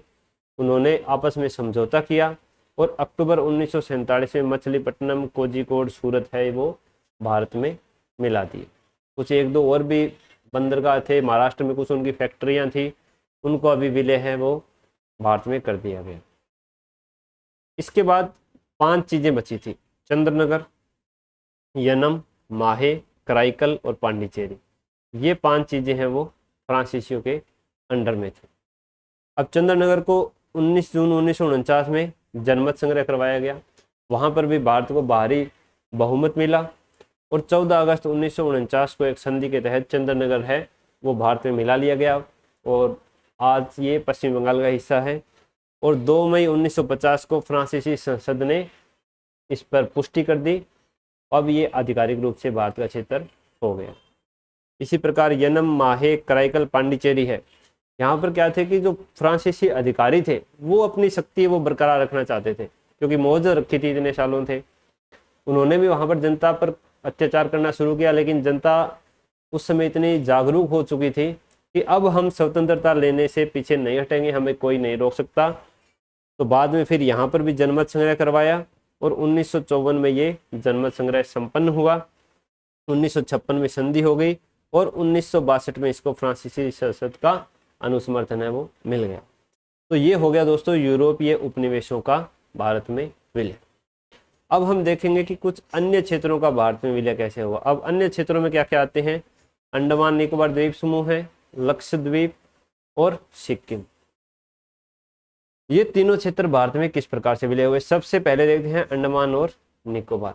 अंडमान निकोबार क्या है? भारत की जो मुख्य भूमि है उससे काफी दूर है। वहां पर राजेंद्र चोल राजा थे जो अपने चोल राजा साउथ के 1014 से 1042 ईस्वी तक इनका शासन था। उनका उन पर प्राचीन भारत में कब्जा रहा, जिससे वहां पर भारतीय संस्कृति की छाप है वो देखने को मिलती है। बाद में अगर जैसे जैसे आधुनिक समय आया तो 1755 में सबसे पहले डेनमार्क था, उसने इस पर अधिकार कर लिया गया। अब डेनमार्क ने 1868 में ये अपने सारे अधिकार है वो ब्रिटिशर्स को बेच दिए, खुले पैसे कमा गए। अब जैसे ही 1947 में भारत आज़ाद होने वाला था, उस समय अंग्रेजों के मन में क्या था कि जो अंडमान निकोबार है इसको हम एक स्वतंत्र राष्ट्र के रूप में बसाएंगे और वहाँ पर जो आंग्ल भारतीय और आंग्ल बर्मियाँ हैं, जो बर्मा में अंग्रेज आंग्ल बर्मा हो गए, आंग्ल भारतीय हो गए, इनको हम यहाँ पर बसाएंगे और इसका हम स्वतंत्र देश के रूप में निर्माण करेंगे। लेकिन उस समय भारत के नेताओं के दबाव में और जो भारतीय संविधान सभा थी वो शुरू से ही अंडमान निकोबार को अपना पार्ट बनाने के चक्कर में थी। तो ये भारत अंग्रेजों का ये प्लान है ये फेल हो गया। और भारतीय संविधान सभा है उन्होंने अंडमान और निकोबार को भाग घ बना करके राज्य क्षेत्र में उसमें इसको सूचित कर लिया। तो अंडमान निकोबार आराम से अपना भारत का हिस्सा है वो बन गया। अब आता है लक्षद्वीप का विलय। लक्षद्वीप कहाँ पड़ता है, एक मिनट ये मैं आपको बताता हूँ, आपको पता भी हो लेकिन थोड़ा सा दिखा देता हूँ कि यहाँ पर है लक्षद्वीप, ठीक है, ये आपको दिख रहा है, हो गया। अब हालांकि इसे पाकिस्तान है वो बहुत दूर पड़ता है, कराची पोर्ट है, ये इतना दूर था कि इसको बेचारे को भनक ही नहीं लगी कि भारत है वो आज़ाद हो गया है। अब सरदार पटेल के मन में आए कि हालांकि कराची से वो बहुत दूर है लेकिन फिर भी हमें सतर्कता बरतते हुए यहाँ पर एक नौसेना जहाज है वो भेजना चाहिए और भारत का ध्वज है वो तिरंगा झंडा फहराना चाहिए। पटेल ने अपने जहाज रवाना किए पोर्ट से और यहाँ पर जाकर तिरंगा झंडा फहरा दिया। इसी के 3-4 घंटों बाद, 6 घंटे बाद हमें देखने को मिला कि कराची से कुछ जहाज हैं वो लक्षद्वीप की ओर बढ़ रहे हैं। तो पटेल की जो योजना थी वो काम कर गई, क्योंकि अगर तब तक भारत के जहाज वहां नहीं पहुंचते तो हो सकता है पाकिस्तानी जहाज वहां पहुंच जाते। तो तेरा हाथ क्या मैं देखने लग रही है हैं? चलो आ रहा हूं। तो अब वो पाकिस्तानी जहाज थे, उन्होंने दूर से भारत का झंडा देखा। ये गेट बंद करना जीनू, गेट बंद कर दे बेटा, ये आवाज आ रही है बाहर से। तो जो पाकिस्तानी जहाज है वो देख के वापस चले गए, उन्होंने संघर्ष नहीं किया। बस चुप हो जाओ अब, ठीक है, नीचे रख ले इसको। तो इस प्रकार से लक्षद्वीप है। अब ये पटेल के मन में कैसे आया कि जो पाकिस्तान है वो यहाँ तक आ सकता है, क्योंकि जो लक्षद्वीप की जनता थी वो मुस्लिम बहुसंख्यक थी और मुस्लिम बहुसंख्यक जनसंख्या को देखते हुए पाकिस्तान है वो यहाँ आने का प्लान बना सकता है। अब है सिक्किम का विलय। सिक्किम का विलय भी बहुत भयंकर तरीके से हुआ है, बोल सकते हैं। सिक्किम ब्रिटिशर्स के अंडर में ही था जब ब्रिटिशर्स का शासन था इंडिया पे। वहाँ के राजा को चोग्याल बोलते थे। चोग्याल का शासन था जो आनुवंशिक था, यानी पीढ़ी दर पीढ़ी उनका शासन चलता रहता था। बाद में सिक्किम ने भारत से संधि की कि हम आपको 3 अधिकार दे देते हैं, वही संचार, प्रतिरक्षा और विदेश नीति का, और संधि कर ले। इसके बाद में सिक्किम की कांग्रेस ने 1 मई 1974 में एक्ट पारित किया गया, सिक्किम शासन अधिनियम 1974, जिसमें क्या किया इन्होंने कि जो शासन चलाने की शक्तियां हैं वो किसको मिल जाए, सिक्किम विधानसभा को। सिक्किम विधानसभा को सारी शक्तियां मिल जाए और जो चोग्याल है वो नाम मात्र का अध्यक्ष रहे। इसके लिए इन्होंने चोग्याल पर दबाव भी डाला और चोग्याल ने इस पर साइन कर दिया। अब जैसे ही चोग्याल ने साइन कर दिया तो सिक्किम की जो सारी मुख्य शक्तियां थी वो किसके अंडर चली गई, सिक्किम विधानसभा के अंडर। अब सिक्किम विधानसभा ने एक संकल्प पारित किया गया कि हम जो भारतीय संघ है उसमें हम जो राजनीतिक संस्थाएं हैं, प्रशासनिक संस्थाएं हैं, उनमें अपना थोड़ा प्रतिनिधित्व चाहते हैं या उनके साथ कुछ मिलकर हम रहना चाहते हैं, ऐसी प्रकार की व्यवस्थाएं हैं वो बनाई जानी चाहिए। तो इसके कारण भारत ने संविधान संशोधन किया 35वां 1974 में, जहां पर सिक्किम को एक सहयोगी राज्य का दर्जा दिया गया।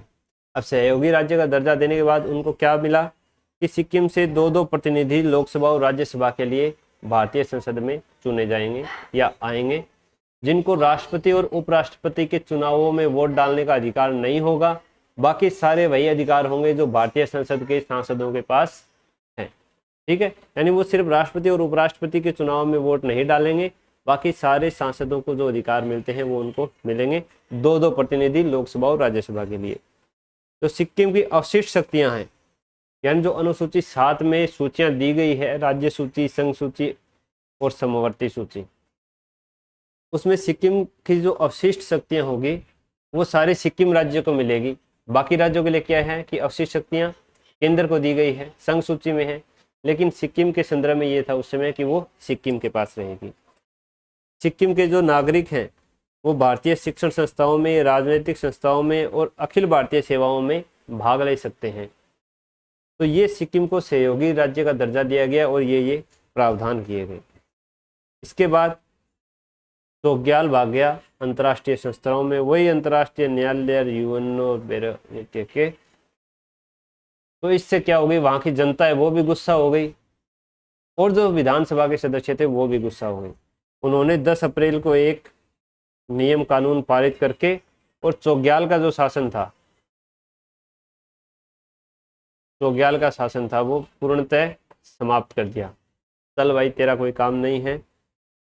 और उन्होंने दोबारा संविधान में अपने जो भारत सरकार है उसे गुहार लगाई कि हम एक सहयोगी राज्य नहीं अब पूर्ण राज्य बनना चाहते हैं। तो 36वां संविधान संशोधन 1975 है वो पारित करके संविधान ने उसको सहयोगी राज्य का दर्जा हटा करके एक पूर्ण राज्य का दर्जा है वो दे दिया। इनको कुछ विशेष अधिकार दिए गए जो अनुच्छेद 371 में दिए जाते हैं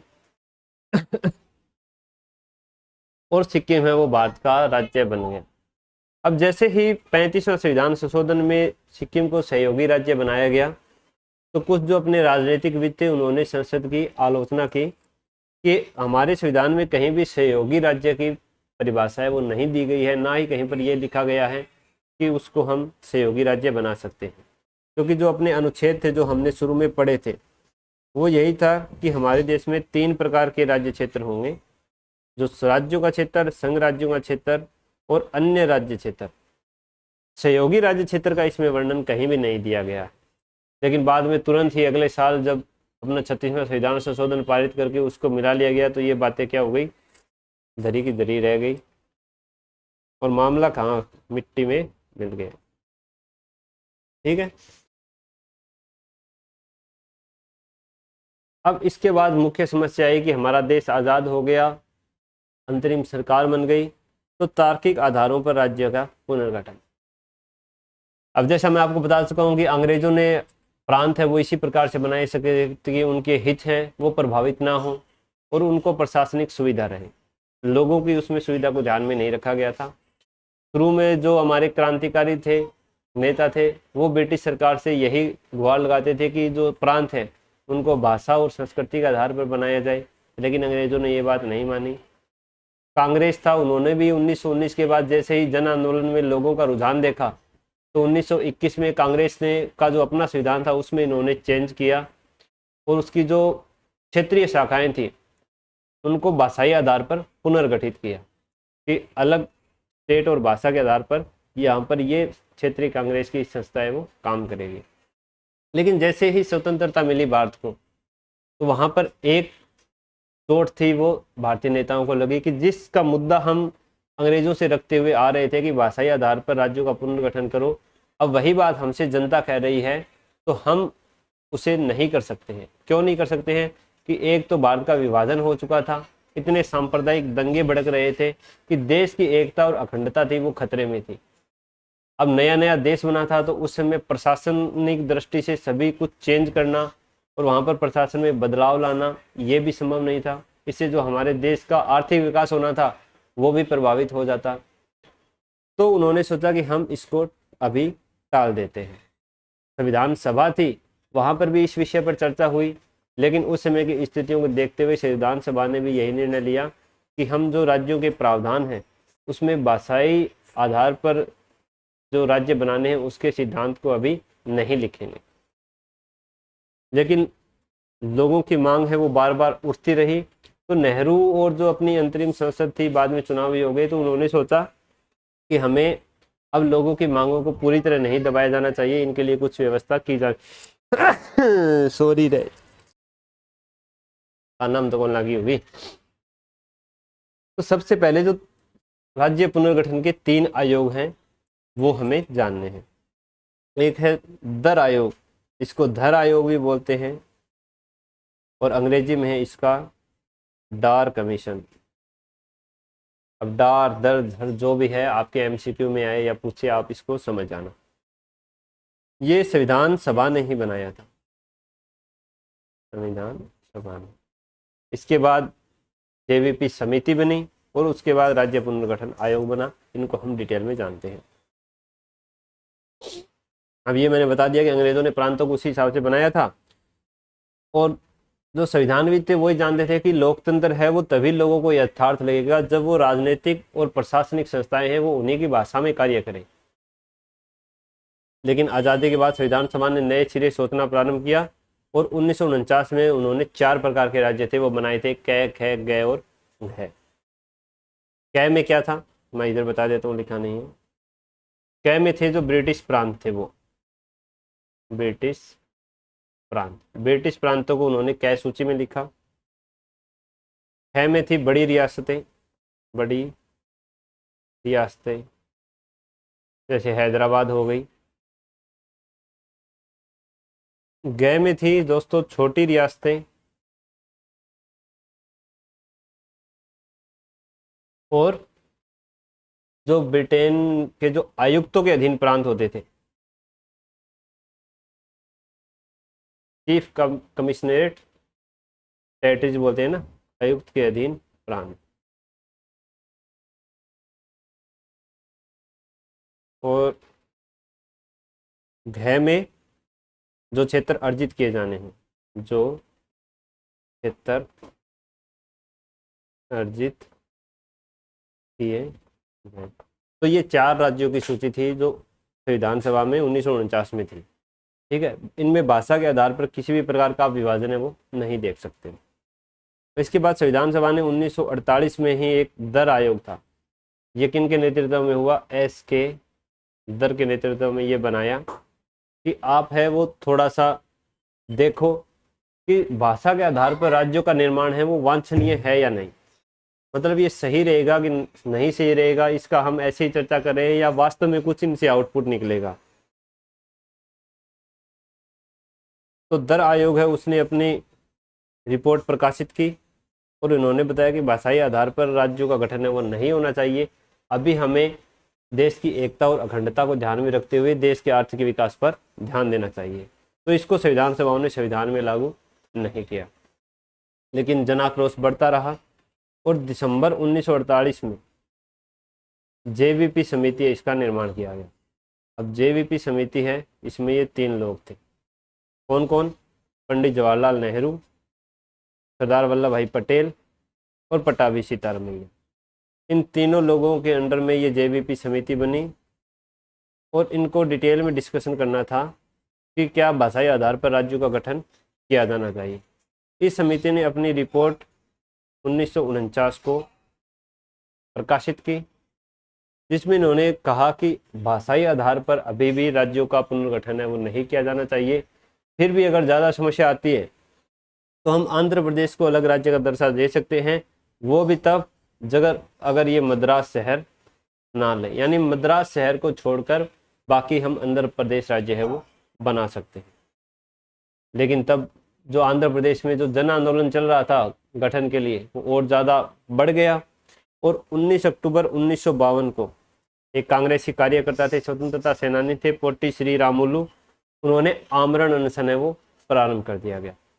आमरण अनशन के 58वें दिन इनकी हो गई मौत। पोट्टी श्री रामुलु जी चालता रहे।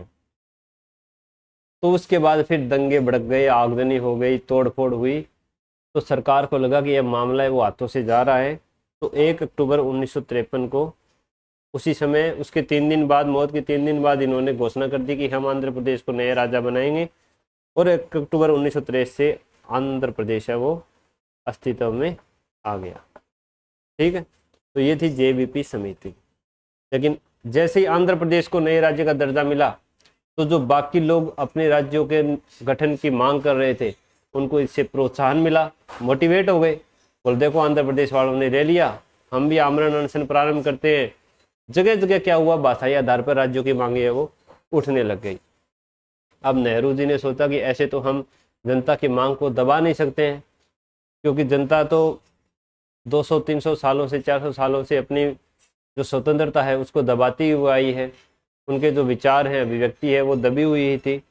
तो इसके लिए उन्होंने एक राज्य पुनर्गठन आयोग का निर्माण किया। कब किया, अगस्त 1953 में। किसकी अध्यक्षता में किया, जस्टिस फजल अली, इनकी अध्यक्षता में इन्होंने एक 3 सदस्यीय आयोग का गठन किया, जिसमें 2 और सदस्य थे, के एम पणिकर और हरदेनाथ कुंजरू या HN कुंजरू। इनको बोला कि तुम डिटेल में अपना समय लेकर के हर जनता से बात करके, कार्यकर्ताओं से बात करके, और एक हमें मोटा मोटी बताओ कि भाषाई आधार पर राज्यों का पुनर्गठन कैसे किया जाए तो कितने राज्यों का निर्माण करें, कितने संघ शासित क्षेत्रों का निर्माण करें। तो इस पर अपनी आप रिपोर्ट सौंपी है। अक्टूबर 1955 में राज्य पुनर्गठन आयोग है, उसने अपनी रिपोर्ट है वो सरकार को सौंपी, और इसमें उन्होंने कुछ सुझाव दिए। सबसे पहला सुझाव क्या था कि केवल भाषा और संस्कृति के आधार पर राज्यों का पुनर्गठन नहीं किया जाना चाहिए। तो किस आधार पर करें? राष्ट्रीय सुरक्षा, वित्तीय व प्रशासनिक कुशलता को प्रमुखता मिलनी चाहिए।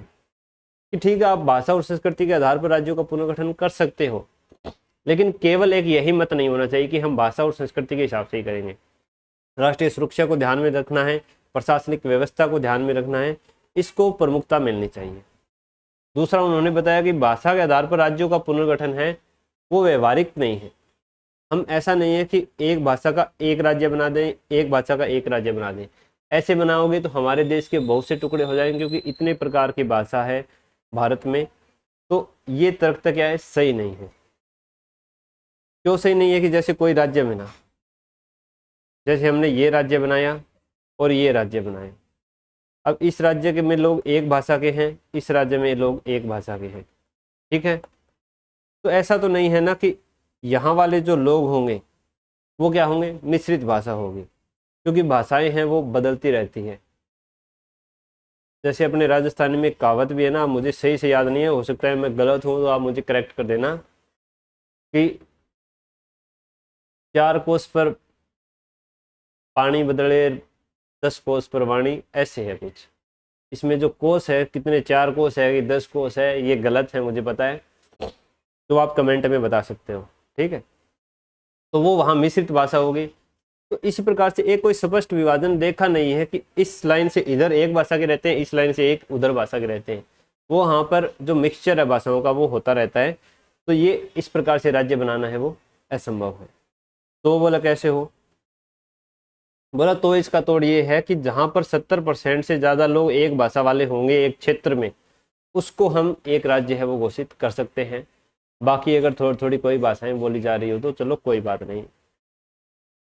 फिर बोला दूसरा, अगर किसी को हम राज्य बना रहे हैं, वहाँ पर 70% लोग एक भाषा को बोलते हैं और 30% लोग दूसरी भाषा को बोलते हैं, तो उसे हम द्विभाषी राज्य है वो घोषित करेंगे। ऐसा नहीं है कि उसको हम एक ही भाषी राज्य घोषित करेंगे। जिलों के स्तर पर भी यही भाषाई अनुपात रखा जाएगा। और राज्यों का जो वर्गीकरण आपने कै ख गए गए आधार पर कर रखा है, इसका कोई अब औचित्य नहीं रह गया है। आप इसको समाप्त करके सीधे सीधे सभी को एक ही राज्यों की सूची में डाल दीजिए। बोला ठीक है। आयोग ने बंबई और पंजाब को द्विभाषी राज्य घोषित करने पर बल दिया, इनको एक भाषी राज्य बनाने पर अपना समर्थन है वो नहीं दिया। अब इस आयोग ने कुल 16 राज्यों की सिफारिश की, जिसके अंदर विदर्भ और हैदराबाद भी शामिल थे, लेकिन सरकार ने इसको क्या किया, ठुकरा दिया कि विदर्भ और हैदराबाद को हम वैसे नहीं बनाएंगे। हैदराबाद में तो इतना पंगा पहले से चला हुआ ही था, उसको तो तोड़ा जाना ही सही रहेगा।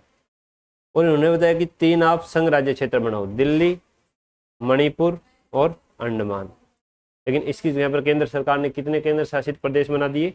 6। इन 2 को नहीं माना तो कितने राज्य बनाए? 14।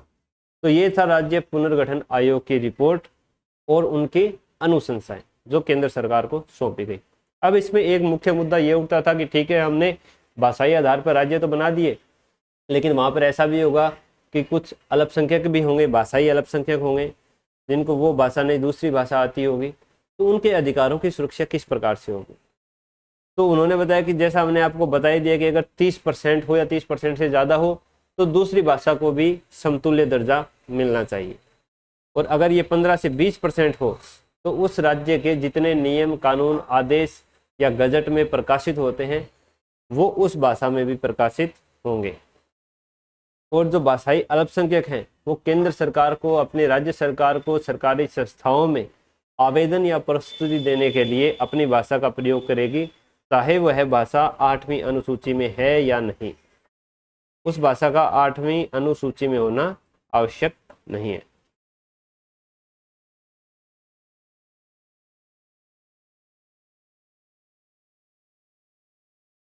बोला ठीक है। तो फिर माहौल को देखते हुए सरकार ने 1 नवंबर 1956 से इसको लागू कर दिया गया। 14 राज्य बने और 6 संघ राज्य क्षेत्र बने। 14 राज्य कौन कौन से बने? आंध्र प्रदेश बना, असम, बिहार, बम्बई। बम्बई पहले महाराष्ट्र और गुजरात दोनों को मिलाकर बनाया गया था। जम्मू कश्मीर, केरल, मध्य प्रदेश, मद्रास, MDRS लिख दिया गया, मद्रास लिख दिया तो यहाँ पे मद्रास, तमिलनाडु वाला क्षेत्र, मैसूर कर्नाटक वाला क्षेत्र, उड़ीसा, पंजाब, राजस्थान, यूपी, पश्चिम बंगाल। ये 14 राज्य उस समय बनाए गए। 6 केंद्र शासित प्रदेश थे, अंडमान, दिल्ली, हिमाचल प्रदेश, लक्षद्वीप, मणिपुर और त्रिपुरा। ये हमारे 6 संघ राज्य क्षेत्र थे। इस प्रकार से हमारे देश का एकीकरण है वो पूरा हो गया। हमारे RS के सिलेबस में राष्ट्रीय एकीकरण ही लिखा है। बाद में ये राज्य थे, जैसे पंजाब को पंजाब, हरियाणा, चंडीगढ़ में कब बदला गया, हिमाचल प्रदेश को UT से राज्य कब बनाया गया, ये सभी प्रश्न RS परीक्षाओं में या RPSC की परीक्षाओं में आने वाले नहीं हैं, तो इनको याद करने की ज़रूरत नहीं है, क्योंकि हमें सिर्फ एकीकरण तक पढ़ना था। एकीकरण के बाद में इनका पुनर्समायोजन किस प्रकार से हुआ है, किस प्रकार से काट छांट हुई है, वो हमारे सिलेबस में नहीं है, तो हम नहीं पढ़ेंगे। अब हमने देख लिया कि राज्य का नाम बदलने की शक्ति किसकी है? संसद की है। लेकिन जो राज्य की राजधानी का नाम बदला जाएगा उसे कौन परिवर्तित कर सकता है? तो मैं आपको बता दूं कि राज्य की राजधानियों के नाम है वो विधानमंडल है, वो बदल सकता है, विधानमंडल। लेकिन इसके लिए इसको केंद्र सरकार की सहमति है वो आवश्यक है, केंद्र सरकार की सहमति, केंद्र सरकार की सहमति आवश्यक है। उसके कारण राज्य की राजधानी का नाम हम बदल सकते हैं। तो ये हो गया दोस्तों समाप्त। यहाँ पर हमने देख लिया कि हमारे देश का राष्ट्रीय एकीकरण किस प्रकार से हुआ। संविधान का भाग 1 अनुच्छेद 1 से 4 हमने देख लिए कि संसद का क्या अधिकार है राज्यों के संदर्भ में, और एकीकरण के बाद राज्यों का पुनर्गठन किस आधार पर हुआ, कौन कौन सी समिति बनी, आयोग बने, ये चीज़ें हमने देख ली। अब इससे रिलेटेड क्वेश्चन है वो आप हल कर लेना। इससे रिलेटेड जो आपकी क्यूरी है, जो डाउट है, वो आप कमेंट सेक्शन में पूछ सकते हो। हमारी ये पॉलिटी क्लास ऐसे ही चलती रहेगी। मिलते हैं नेक्स्ट क्लास में।